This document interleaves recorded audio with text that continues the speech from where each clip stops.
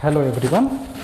ठीक है, आइए आज जो जेई मेंस के जो आपके मार्च शिफ्ट में पेपर हुए थे उस क्वेश्चन के डिस्कशन हम करने जा रहे हैं और काफ़ी इजी क्वेश्चन है और हर एक टॉपिक को कवर करने का हम लोग ट्राई करेंगे। ठीक है, तो देखिए एक पहला क्वेश्चन है value of mu for divalent cation Z equal to 29। उसने z इक्वल टू 29 दे दिया है और उसके बाद उसने बताया है कि ये कैसा है, डायावैलेंट है। तो इसको सॉल्व करने के लिए एक नेक्स्ट स्लाइड पे मैं इसको सॉल्व करता हूँ। ठीक है बेटा, आ जाओ, यहाँ से आपको दिखेगा। देखो z इक्वल टू 29 है, अगर कितना है z इक्वल टू 29 तो कॉपर है, इसमें तो कोई डाउट नहीं होना चाहिए।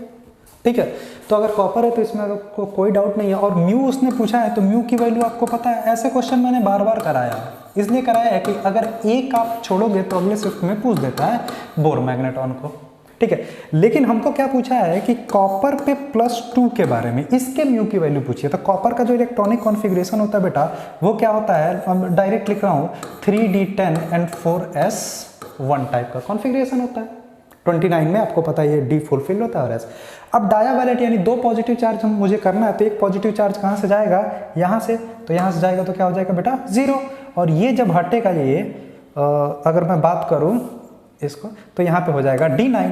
अब कुछ नहीं करना है, D में आपको फिलअप कर देना है इलेक्ट्रॉन का। ठीक है, क्योंकि 4s तो 0 हो गया, खाली हो गया, तो इसको भरो या ना भरो कोई मतलब नहीं। 1 2 3 4 5 6 7 8 एंड 9। ठीक है, यानी n की वैल्यू, n तो आपको पता है ना नंबर ऑफ अनपेयर्ड इलेक्ट्रॉन, अगर ना हो तो आप प्रीवियस लेक्चर में देखिएगा n इक्वल टू 1। अब आपको कुछ नहीं करना है, अब n इक्वल टू जो 1 है वही वैल्यू आपको यहाँ पे पुट कर देना। ठीक है, तो यहाँ पे करके मैं आपको दिखा दे रहा हूँ। अगर n इक्वल टू 1 आप भरोगे तो √3, ठीक है, यानी 1.73 बोर मैग्नेटॉन आएगा म्यू की वैल्यू। तो ये आपका बेटा क्या हो जाएगा, आंसर। कोई डाउट इसमें नहीं आना चाहिए, बड़ा इजी क्वेश्चन है। इसमें तो कोई आपको कोई ऐसा सिचुएशन भी नहीं दिया गया है जिसमें आपको ज़्यादा समझना पड़े। ठीक है, म्यूकोल देखो आपसे जो इस बार जेई में पूछा गया है वो Mn पे +2 के बारे में पूछा गया है। ठीक है, कॉपर पे +2 के बारे में मैंने करा ही दिया है। और म्यू की वैल्यू एक बार उसने क्या है, कोऑर्डिनेशन कंपाउंड 2-4 दे दिया, उसमें आप लोगों को पूछा गया है। ईजी है क्वेश्चन, कोई दिक्कत तो नहीं है, आगे बढ़े। ठीक है, आ जाओ बेटा आगे बढ़ते हैं नेक्स्ट क्वेश्चन पे। इसको मैं क्लीन कर रहा हूँ, देखो किसी को स्क्रीनशॉट लेना हो सॉल्यूशन का तो ये इसका सॉल्यूशन का स्क्रीनशॉट है, इसको मैं क्लीन कर रहा हूँ। ठीक है, आ जाओ बेटा अगले क्वेश्चन पे। यानी ये क्वेश्चन क्या होगा, सॉल्व। यानी इसका मैं आंसर लिखूँ क्या, इसका मैं आंसर अगर लिखने की कोशिश कर रहा हूँ बेटा तो इसका आंसर क्या होगा, 1.73 बोर मैग्नेटॉन। आ गया, हाँ ये आ गया है। क्वेश्चन दिया था, बहुत ही ईजी क्वेश्चन था कि आपको इंडियम की रिफाइनिंग, ठीक है, इंडियन की रिफाइनिंग किससे करते हैं इस बारे में आप लोगों से क्वेश्चन दिया हुआ था। ठीक है, तो इंडियम की रिफाइनिंग जो करते हैं बेटा वो करते हैं जोन रिफाइनिंग से। कौन से रिफाइनिंग से करते हैं, जोन रिफाइनिंग से। ये क्या है बेटा, ये है फैक्ट।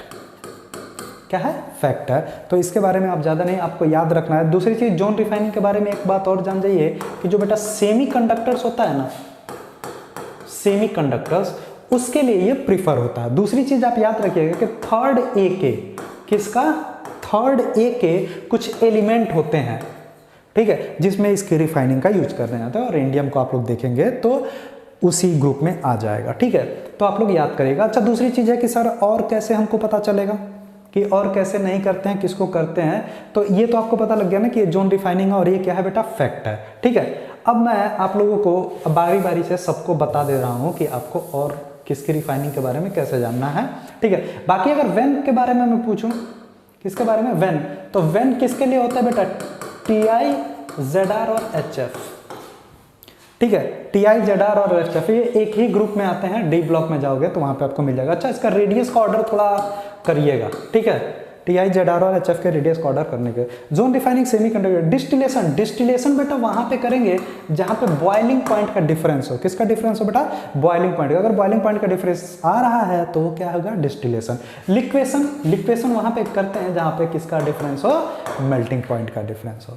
ये किसके लिए करते हैं बेटा, सेमी कंडक्टर के लिए।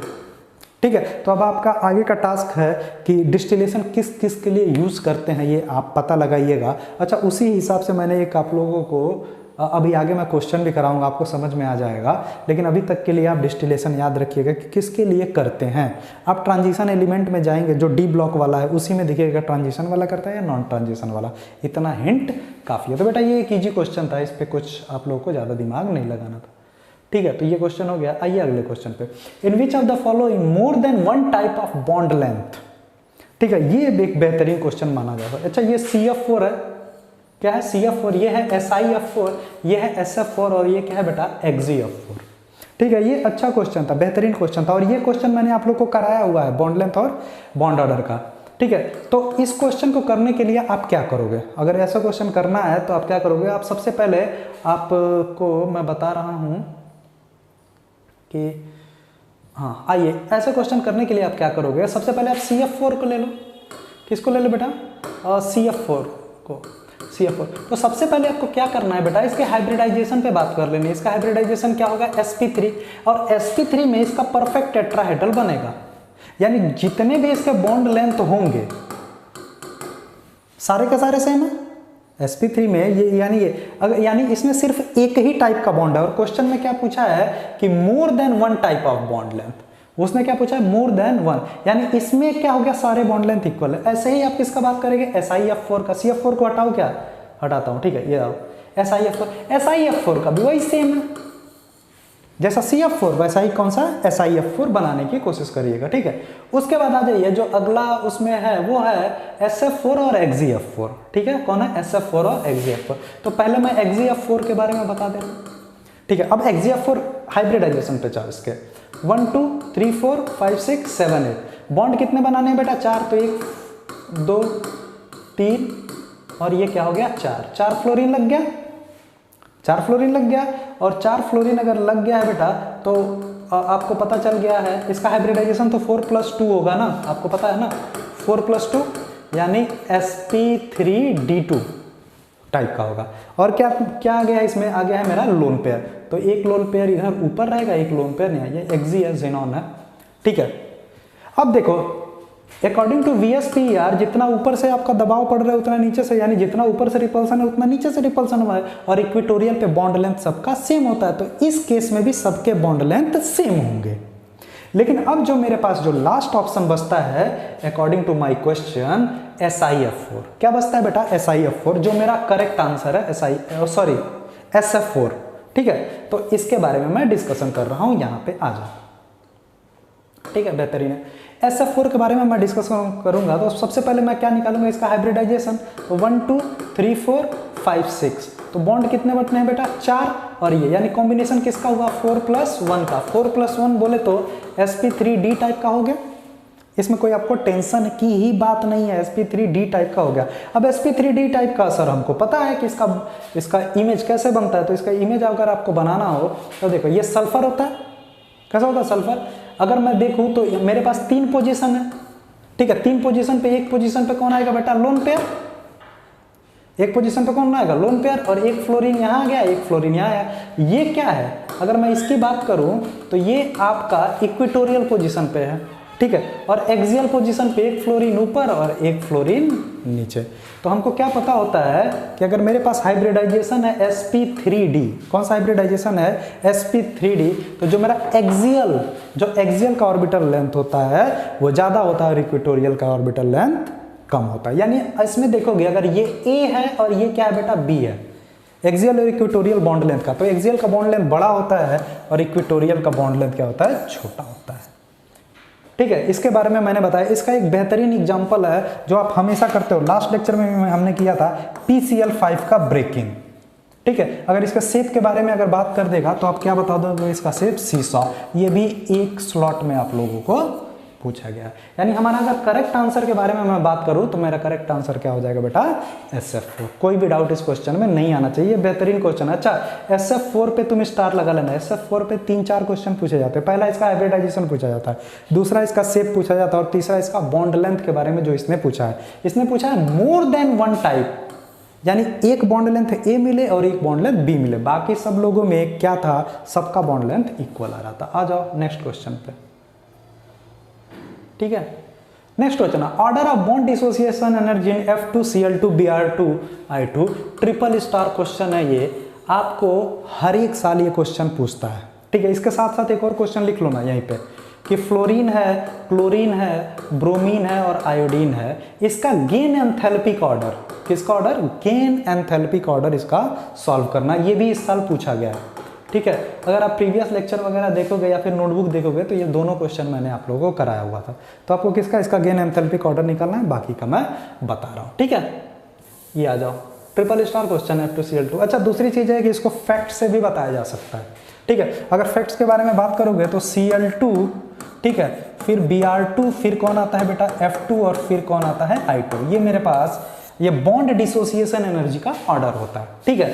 लेकिन देखो F के बीच में जो ओवरलैपिंग होती है वो होनी चाहिए थी किसकी, 2p की, ठीक है। यानी एक अच्छा बॉन्ड होना चाहिए था, क्यों, क्योंकि N1 और N2 की वैल्यू कम है, यानी ऑर्बिटल पास पास है।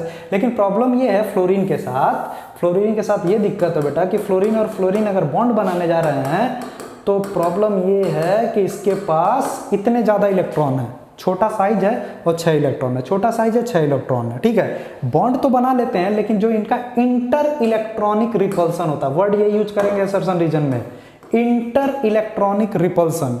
इंटर इलेक्ट्रॉनिक रिपल्सन इतना होता है कि अगर तुम बाहर से बस बोल दो कि तुम लोग टूटना चाहते हो तो ये दोनों अपने बॉन्ड को तोड़ देते हैं, इतना बॉन्ड डिसोसिएशन एनर्जी इनका कम हो जाता है। तो ये मेरा ऑर्डर है और इस पे मतलब स्टार लगा लीजिएगा, ठीक है। नीट का तो बड़ा पॉपुलर क्वेश्चन है लेकिन उससे कोई आपको मतलब है नहीं, लेकिन जेई का ये एक अच्छा क्वेश्चन माना जाता है। दूसरी चीज है कि आपको ये क्वेश्चन एक और तरीके से देता है, कैसे तरीके से कि आपको एनर्जी दे देगा कि F2 का ये है, Cl2 का ये है, Br2 का ये है, I2 का ये है, तो बताइए कौन सा F2 का है, कौन सा Cl2 का है, कौन सा Br2 का है, कौन सा I2 का है। तो स्टार बना के इस क्वेश्चन को आप लोग लिख लीजिए,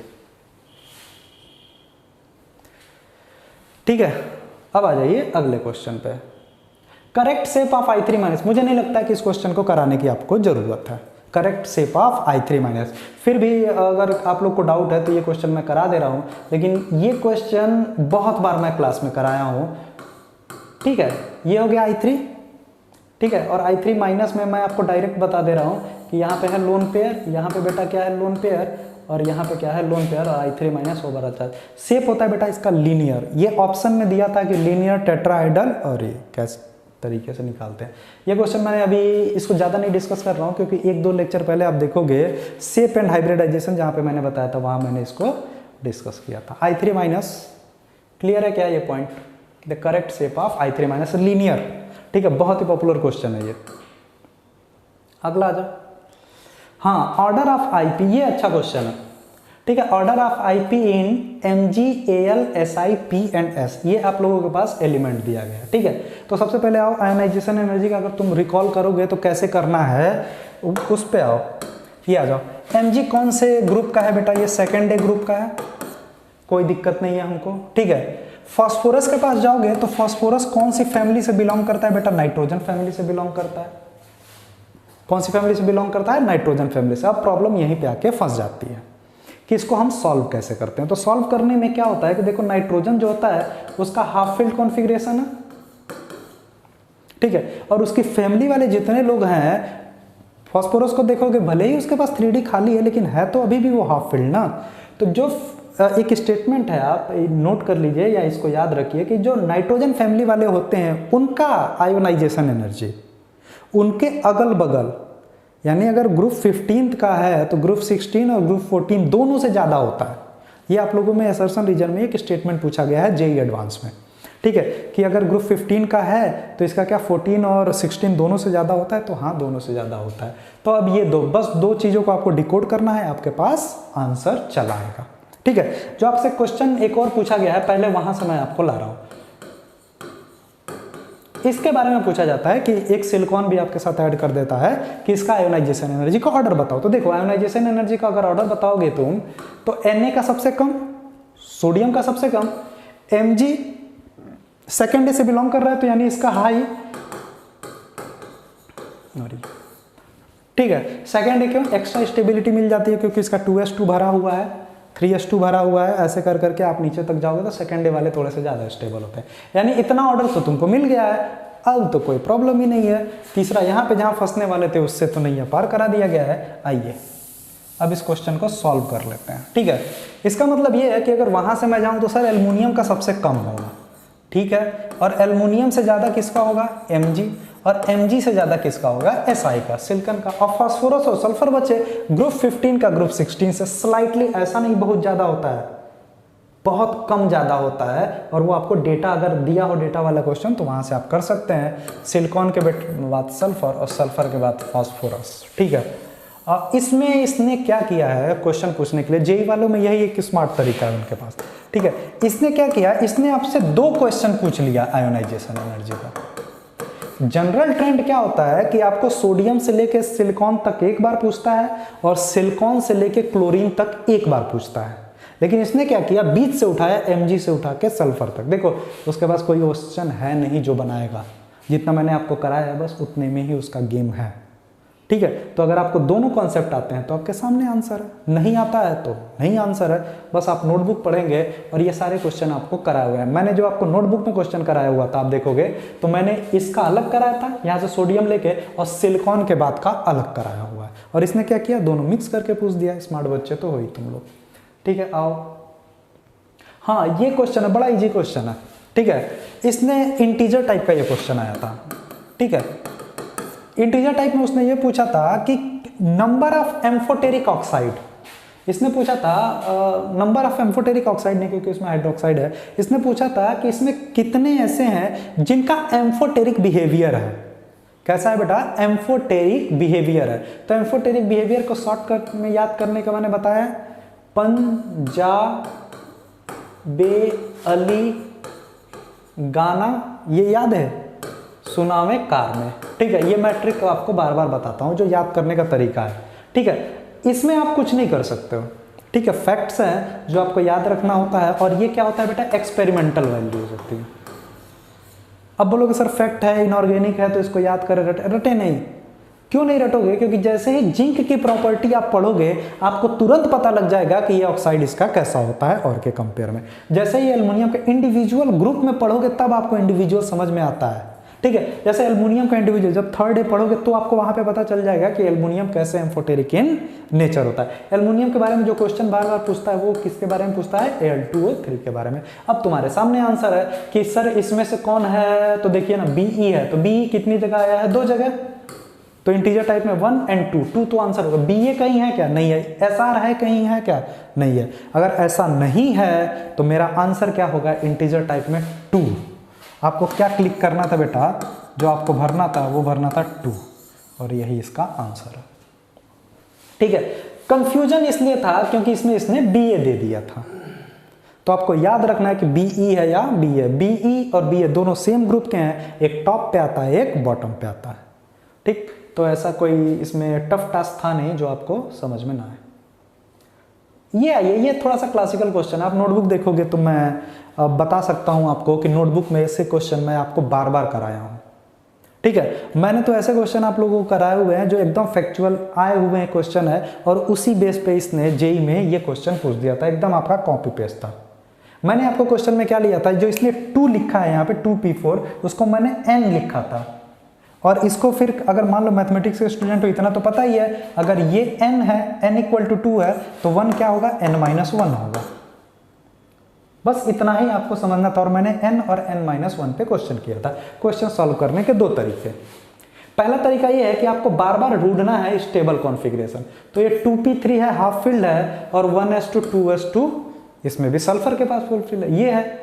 दूसरा तरीका ये है, ये तो आप इजीली सॉल्व कर लोगे कि ये स्टेबल है तो किसको ज़्यादा होना चाहिए, किसको कम होना चाहिए। लेकिन आपको एक एडिशनल तरीका बता रहा हूँ जो आप करोगे। इस क्वेश्चन को कैसे सॉल्व करना था, कुछ नहीं करना था, बस आपको इलेक्ट्रॉनिक कॉन्फ़िगरेशन देख लेना था और एलिमेंट का पता लगा लेना था। देखो 1s2 2s2 यानी एटॉमिक नंबर Z क्या है, 4। अगर Z 4 है बेटा तो Z मुझे एक क्या मिल चुका है, 4, ठीक। दूसरा 5, दूसरा है मेरा Z 5। तीसरा क्या है बेटा, Z 7। एक मुझे मिल गया है Z 7, और एक मुझे मिला 4 2 6 और 2 8। एक मुझे मिला है Z 8। 4 5 7 और 8। देखिए यहाँ पे 4 और यहाँ पे है 5 और यहाँ पे 7 और यहाँ पे 8। कुछ नहीं करना, सिंपल इलेक्ट्रॉनिक कॉन्फ़िगरेशन लिखा हुआ है। अब तुम बताओ, तुमको पता नहीं है ये नाइट्रोजन है, तुमको पता नहीं है ये ऑक्सीजन है, पता है ये तुमको पता नहीं है बोरॉन है और ये क्या है, बेरिलियम है, खत्म कहानी, सॉल्व हो गया सारा मैटर। आप कुछ ना देखो, आप बस इसको इसी का ऑर्डर अरेंज कर लो। ये एक अच्छा क्वेश्चन है, ये बेहतरीन क्वेश्चन है, उससे ज्यादा अच्छा क्वेश्चन ये है, ठीक है। सेकंड डे है तो बोरॉन से सर ज्यादा होगा, और सर नाइट्रोजन और ऑक्सीजन में नाइट्रोजन का ज्यादा होता है तो ऑक्सीजन नाइट्रोजन, ये इसका सर ऑर्डर आएगा, आयोनाइजेशन एनर्जी। ठीक, आगे का काम बेटा आपको करना है, क्या करना है, देखो नाइट्रोजन जिसका Z=7 है उसकी वैल्यू सबसे ज्यादा वाली होगी, तो Z=7 है, सबसे ज्यादा वैल्यू 1400 दिया हुआ है, उससे कम किसकी वैल्यू है, ऑक्सीजन की, और ऐसे आप कंपेयर कर लेंगे, आपका चला आएगा। ये जो क्वेश्चन है बेटा ये जेई फरवरी के हैं, ठीक है, और आपको देख के पता लगा होगा सारे के सारे क्वेश्चन आपके नोटबुक के हैं। मैंने बोला था कि बस थोड़ा सा अंतर आएगा, वो थोड़ा सा अंतर क्या था कि n की वैल्यू इसने दे दी थी और मैंने क्वेश्चन n पे कराया हुआ था, ठीक है। तो आप इसका सॉल्यूशन एक बार और देख लीजिए, Z=BE/BN और O, नाइट्रोजन का ऑक्सीजन से ज्यादा ड्यू टू हाफ फील्ड, मैंने बताया था ना नाइट्रोजन फैमिली का अलग अलग आसपास से ज्यादा होता है तो ये ज्यादा हो गया ऑक्सीजन, और BE और B में BE ज्यादा, क्योंकि ये सेकंड डे से बिलोंग कर रहा है।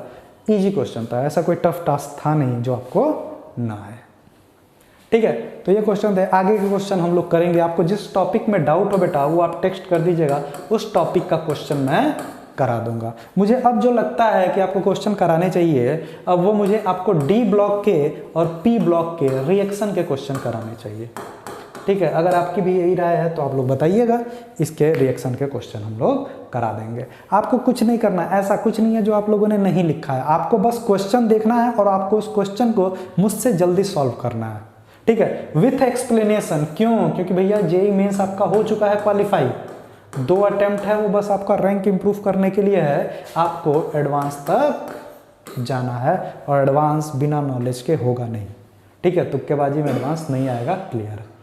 ओके बेटा, तो ये क्वेश्चन आप लोग करिएगा।